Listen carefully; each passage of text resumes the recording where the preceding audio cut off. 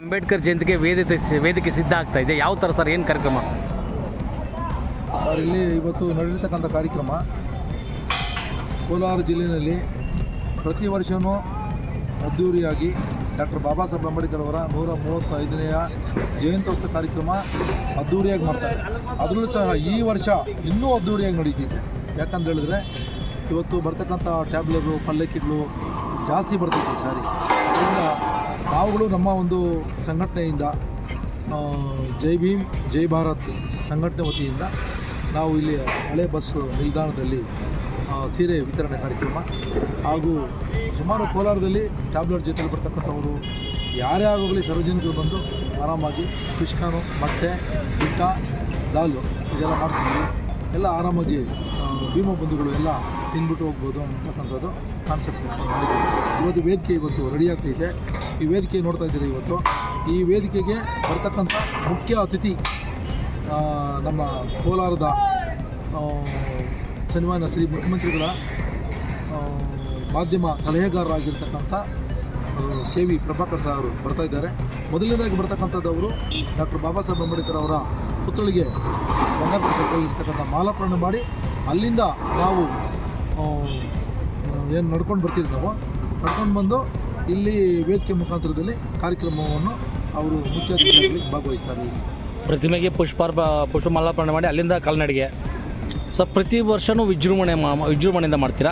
ನಾಳೆ ಯಾವ ರೀತಿ ಇರಲಿದೆ, ಎಷ್ಟು ಜನ ಸೇರಲಿದ್ದಾರೆ ಇಲ್ಲಿ ಕಾರ್ಯಕ್ರಮಕ್ಕೆ? ಸರ್, ಸುಮಾರು ಇಲ್ಲಿ 1000ಕ್ಕೆ ಮೇಲೆ ಸೇರ್ತಾರೆ. ಇಲ್ಲಿ ಸೀರೆ ವಿತರಣಾ ಕಾರ್ಯಕ್ರಮ ಇರ್ತಕ್ಕಂಥದ್ದು 700 ಜನಕ್ಕೆ 1000ಕ್ಕೆ ಮೇಲೆ ಸೇರ್ತಾರೆ. ಈ ವೇದಿಕೆಯಲ್ಲಿ ಊಟದ ವ್ಯವಸ್ಥೆಯಲ್ಲಿ ಬರ್ತಕ್ಕಂಥದ್ದು ಎಲ್ಲ ಭೀಮ ಬಂಧುಗಳು ಊಟ ಮಾಡ್ತಾರೆ. ಇಲ್ಲಿ ಎಲ್ಲ ನಮ್ಮ ಏನು ಲೇಡೀಸು ಹೆಂಗಸರಿದ್ದಾರೋ ಅವ್ರಿಗೆಲ್ಲ ಸೀರೆ ವಿತರಣೆ ಮಾಡ್ತೀವಿ ಸರ್. ಚೆನ್ನಾಗಿರ್ತಕ್ಕಂಥ ಸೀರೆ ಒಂದು ವಿಶೇಷವಾಗಿರ್ತಕ್ಕಂಥ ಬಾಬಾ ಸಾಹೇಬ್ ಅಂಬೇಡ್ಕರ್ ಅವರ ಹುಟ್ಟಿದ ದಿನ ಒಂದು ನಾವೆಲ್ಲ ಸೇರಿ ನಮ್ಮ ಚೇತನ್ ಬಾಬಾ ಆಗಿರ್ಬೋದು, ನಮ್ಮ ಮಂಜು ಆಗಿರ್ಬೋದು, ಮತ್ತು ಮತ್ಕೊಂಡ ಕೃಷ್ಣ ಆಗಿರ್ಬೋದು, ಇನ್ನೂ ಅನೇಕ ನಮ್ಮ ಜೊತೆಯಲ್ಲಿ ಇರ್ತಕ್ಕಂಥ ಎಲ್ಲ ಲೀಡರ್ಗಳು, ನಮ್ಮ ಬಂಗಾರಪೇಟೆ ನಗರದ ಇರ್ತಕ್ಕಂಥ ವೃತ್ತದಲ್ಲಿರ್ತಕ್ಕಂಥ ಸೋಮಶೇಖರ್ ಆಗಿರ್ಬೋದು, ಮತ್ತು ಮಾಹಿತಿ ಮಂಜೂರು ಆಗಿರ್ಬೋದು, ಮತ್ತು ನಮ್ಮ ಈ ಕಾರ್ಯಕ್ರಮಕ್ಕೆ ವಿಶೇಷವಾಗಿ ಎಲ್ಲ ನಮ್ಮ ದಲಿತರು ಲೀಡರ್ಗಳು ಎಲ್ಲ ಈ ವೇದಿಕೆಗೆ ಬರ್ತಾ ಇದ್ದಾರೆ. ಅವರು ಸಹ ಭಾಗವಹಿಸ್ತಾ ಇದ್ದಾರೆ.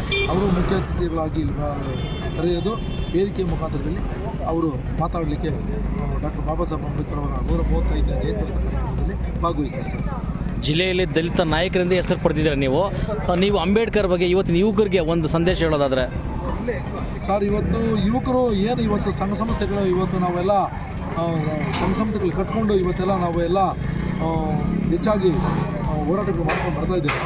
ಇವತ್ತು ಅದೇ ಹಾದಿಯಲ್ಲಿ ಬಂದು ಜೊತೆಗೆ ಅವರು ಚೆನ್ನಾಗಿ ವಿದ್ಯಾಭ್ಯಾಸ ಮಾಡಬೇಕು. ಶಿಕ್ಷಣ, ಸಂಘಟನೆ, ಹೋರಾಟ ಅಂತಕ್ಕಂಥದ್ದು ಮುಖ್ಯವಾಗಿ 3 ಸೂತ್ರಗಳಿದೆ. ಆ ಸೂತ್ರವನ್ನು ಕಲ್ತ್ಕೊಂಡ್ರೆ ಮೊದಲು ಏನಂತ ಹೇಳಿ ಶಿಕ್ಷಣ ಪಡಿಬೇಕು. ಆಮೇಲೆ ಏನು ಮಾಡಬೇಕಂತ ಹೇಳಿದ್ರೆ ಅವರು ಮೊದಲು ಸಂಘಟಿತರಾಗಬೇಕು. ಅದಾದಮೇಲೆ ಹೋರಾಟಕ್ಕೆ ಬರಬೇಕು. ಮೊದಲನೇದಾಗಿ ಓದಬೇಕು, ಚೆನ್ನಾಗಿ ಮಕ್ಕಳು ಓದಿ ಯುವಕರು ಮುಂದೆ ಬರಬೇಕು. ಬಾಬಾ ಸಾಹೇಬರು ತೋರಿಸ್ಕೊಂಡಿರ್ತಕ್ಕಂಥ ಶಿಕ್ಷಣ, ಸಂಘಟನೆ, ಹೋರಾಟದ ಮುಖಾಂತರದಲ್ಲಿ ಐತೆ. 5 ಪತ್ರಿಕೆಗಳು ಅವರು ಮಾಡ್ತಾರೆ. ಯಾಕಂದರೆ ಈ 5 ಪತ್ರಿಕೆಗಳು ಮಾಡಿರ್ತಕ್ಕಂಥ ಉದ್ದೇಶ ಏನು ಅಂತ ಹೇಳಿದ್ರೆ ಅವರೇ ಪತ್ರಿಕೆಗಳಿಗೆ ತಗೊಂಡು ಹೋಗ್ಕೊಡ್ತಾರೆ. ಬರವಣಿಗೆ ತಗೊಂಡು ಹೋಗ್ಕೊಟ್ಟಾಗ ಸುಮಾರು ಪೇಪರ್ಗಳಲ್ಲಿ ಅಲ್ಲಿ ಆ ಕಾಲಕ್ಕೆ ಬರೋದಿಲ್ಲ. ಹಾಗಾಗಿ ಅವರೇ ಪೇಪರ್ ಓಪನ್ ಮಾಡ್ತಾರೆ. ಆಮೇಲೆ ಬಹಿಷ್ಕೃತ ಭಾರತ ಆಗಿರ್ಬೋದು, ಮತ್ತು ಸಮತಾ ಆಗಿರ್ಬೋದು, ಸಮಾಜ ಆಗಿರ್ಬೋದು, ಇಂಥ ಪತ್ರಿಕೆಗಳೆಲ್ಲ ಬಿಡುಗಡೆ ಮಾಡ್ತಾರೆ. ಇದ್ರ ಜೊತೆಗೆ RPI ರಾಜಕೀಯ ಪಾರ್ಟಿಗಳನ್ನು ಕಟ್ತಾರೆ, ಲೇಬರ್ ಪಾರ್ಟಿ ಕಟ್ತಾರೆ ಅವರು. ಅದಕ್ಕೆ ಅವರು ನಮಗೆಲ್ಲ ಒಂದು ಮಾರ್ಗದರ್ಶನ ಸರ್.